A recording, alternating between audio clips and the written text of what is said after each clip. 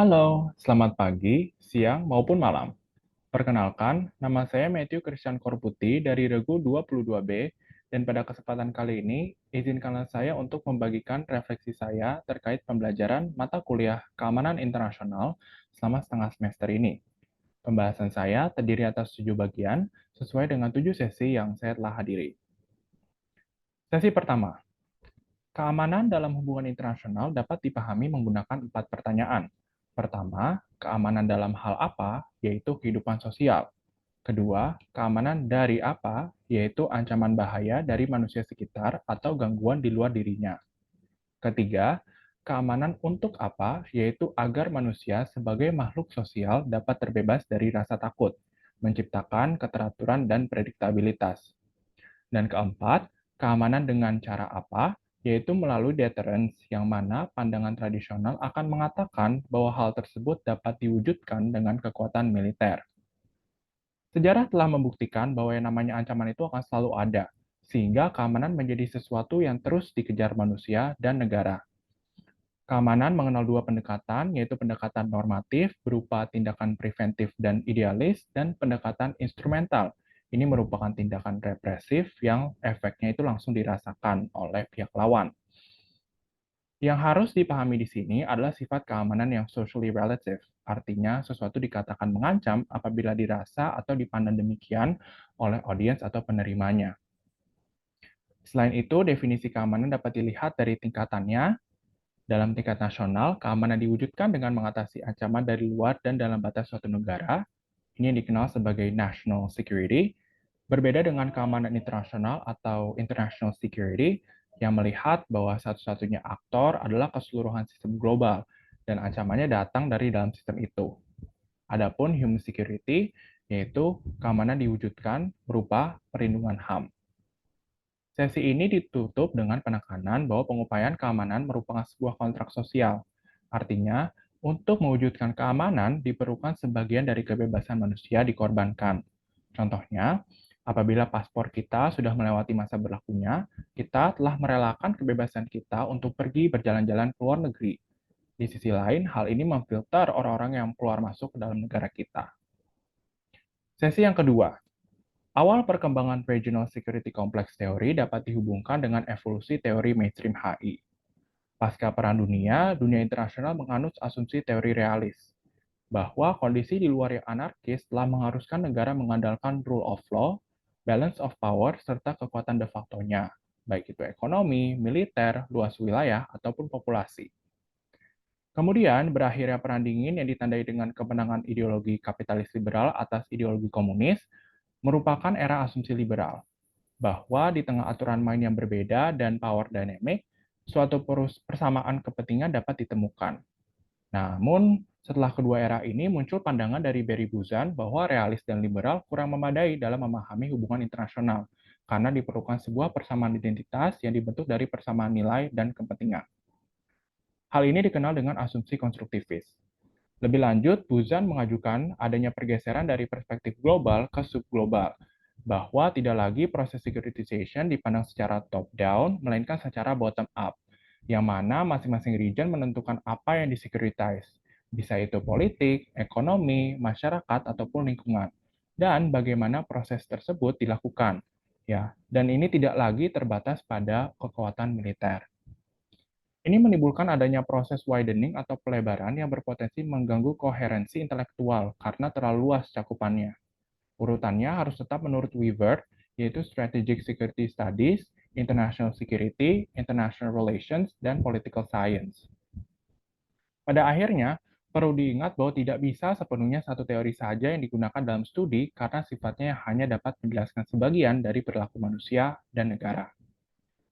Sesi yang ketiga, Sesi 3 membahas tentang bagaimana memahami fenomena politik internasional dengan menggunakan asumsi dan premis teori dasar HI.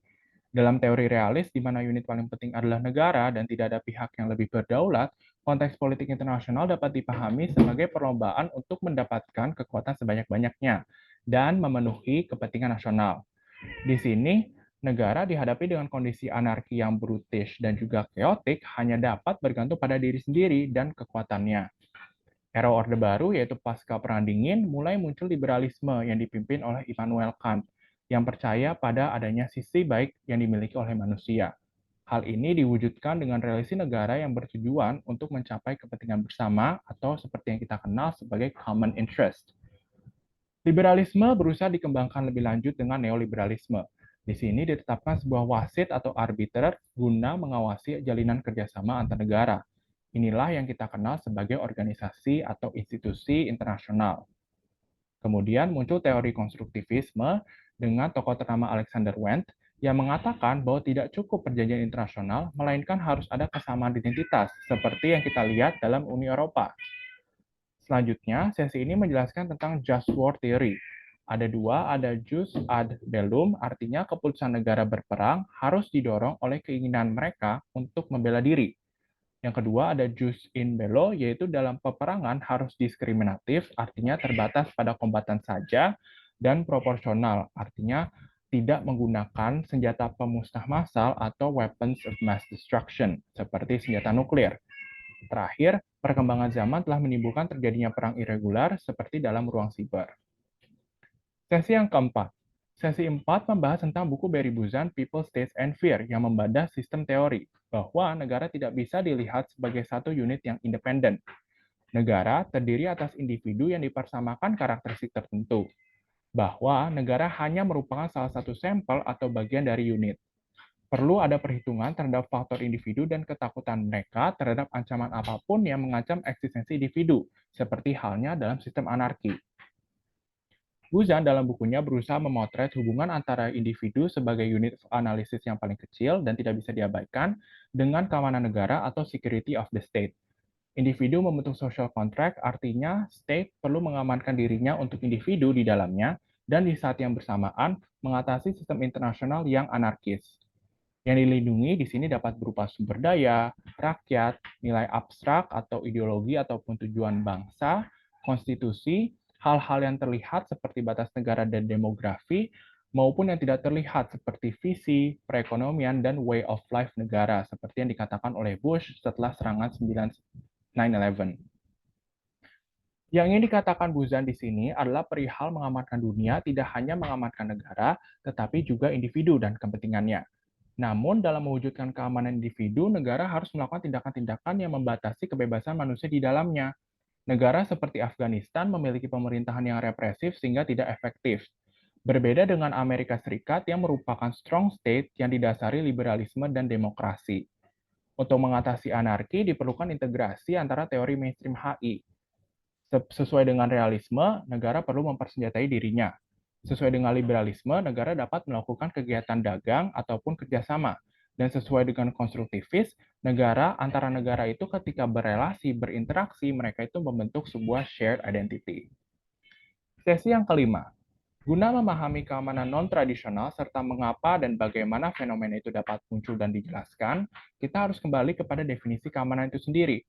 Keamanan merupakan konsep konstruksi sosial, bahwa untuk aman adalah untuk terlindung dari bahaya. Hal ini ditentukan oleh persepsi sosial. Keamanan juga merupakan konsep universal, artinya semua orang membutuhkannya. Hal ini menjadikan studi keamanan penting dalam HI. Bermula dari realisme, keamanan dominan merujuk pada kekuatan militer.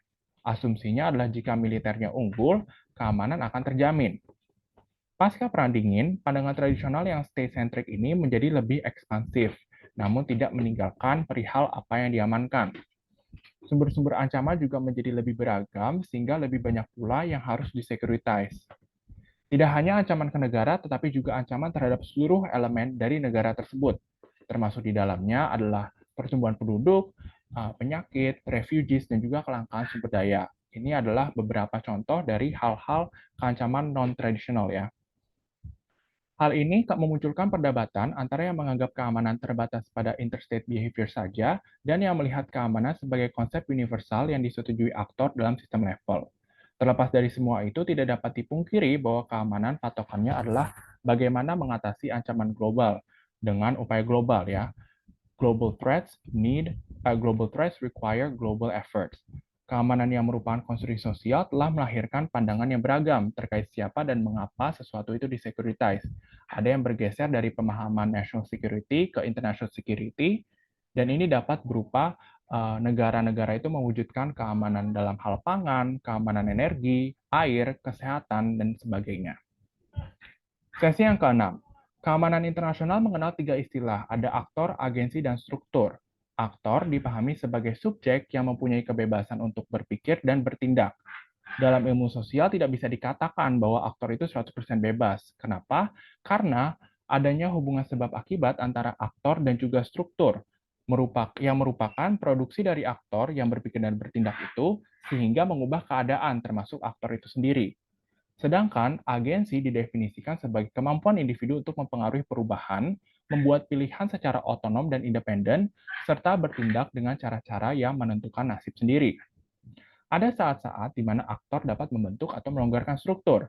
Sebagai contoh, keraguan seseorang menjadi sebuah diplomat menunjukkan adanya struktur dalam benak aktor tersebut yang harus dilonggarkan. Setelah orang tersebut berhasil masuk ke dalam struktur Kemenlu, maka hal tersebut merupakan bentuk aktor yang berhasil mempengaruhi struktur. Ya, jadi struktur tersebut itu telah berhasil dilonggarkan karena pertama dia sendiri dapat melawan struktur itu, dapat merubah struktur itu, sehingga akhirnya dia tidak lagi ragu untuk join ke Kemenlu, dan orang lain itu juga ikut merasakan dampak dari kelonggaran struktur ini, karena kemudian orang-orang merasa terinspirasi dan mereka merasa juga bisa untuk melakukan hal yang sama. Adapun saat di mana struktur itu membatasi kebebasan aktor, sebagai contoh seorang diplomat yang hanya bisa membicarakan hal-hal yang disetujui oleh kedubes di mana mereka ditempatkan, karena semua hal yang mereka lakukan akan merefleksikan negaranya. Kemudian ada invasi Rusia terhadap Ukraina yang merupakan bentuk aktor menghancurkan struktur yang ada. Bahwa ketika sengketa antar negara, sebelumnya itu kan kalau misalnya negara ada sengketa, itu mereka harus melewati PBB terlebih dahulu. Namun ketika Rusia melakukan invasi terhadap Ukraina, telah merubah struktur yang ada itu. Terakhir, perkembangan zaman telah menyebabkan lebih banyaknya aktor yang terlibat, terkhusus namanya prominent individual seperti Bill Gates dan Elon Musk. Ada perkembangannya antara kekuatan real dan juga kekuatan potensial. Sesi yang ketujuh, Regional Security Complex Theory menunjukkan bagaimana kita memotret fenomena keamanan internasional dari sudut pandang regional, bukan global. Pergeseran tersebut diperlukan karena tidak semua bisa dilihat dari helicopter view. Akan menjadi sebuah problematika ketika yang dibahas hanyalah pembagian kekuasaan atau polarity, padahal perspektif individu memiliki banyak karakteristik laten yang erat antara satu sama lain. Dengan kata lain, teori ini melihat keunikan masing-masing unit of analysis atau negara dan pengaruhnya terhadap masing-masing region. Mengambil contoh ASEAN, kita dapat melihat negara-negara seperti Indonesia, Singapura, dan Thailand yang sudah jelas ya mereka itu memiliki legacy keragaman suku bangsa dan budayanya masing-masing. Apalagi Indonesia, kita tidak perlu lagi mempertanyakan hal itu. Sehingga mereka bersama-sama ketika mereka melakukan membentuk sebuah aliansi atau membentuk sebuah hubungan kerjasama, mereka itu membentuk sebuah identitas ASEAN. Dalam hal keamanan, teori ini melihat apa, kenapa, dan siapa sesuatu itu disecuritize dari level bottom up, serta menggunakan variabel teori mainstream HI. Jika diberi definisi, Regional Security Complex Theory ini merupakan sebuah kerangka teori yang dikembangkan oleh Barry Buzan untuk memahami pola keamanan internasional dari kacamata yang berbeda, yang digunakan untuk membaca serta memprediksi pola keamanan di era pasca Perang Dingin, menggunakan teori-teori mainstream HI seperti realisme, institusionalisme, liberalisme, dan konstruktivisme. Hubungannya masih dalam lingkup ASEAN, hal ini tuh ditunjukkan dengan yang pertama, adanya perhitungan balance of power. Ini sangat pekat dengan realisme. Dua, hubungan kerjasama ASEAN, liberalisme. Dan tiga, proses institusionalisme hubungan kerjasama, yang supaya kita bisa lihat adalah Malindo, ini merupakan bentuk neorealisme. Dan yang keempat, adanya kesamaan kepentingan antara blok Malindo dengan blok segitiga emas di dalam ASEAN itu. Ini sejalan dengan konstruktivisme dengan pandangannya yang same identity, same values, dan juga same interest.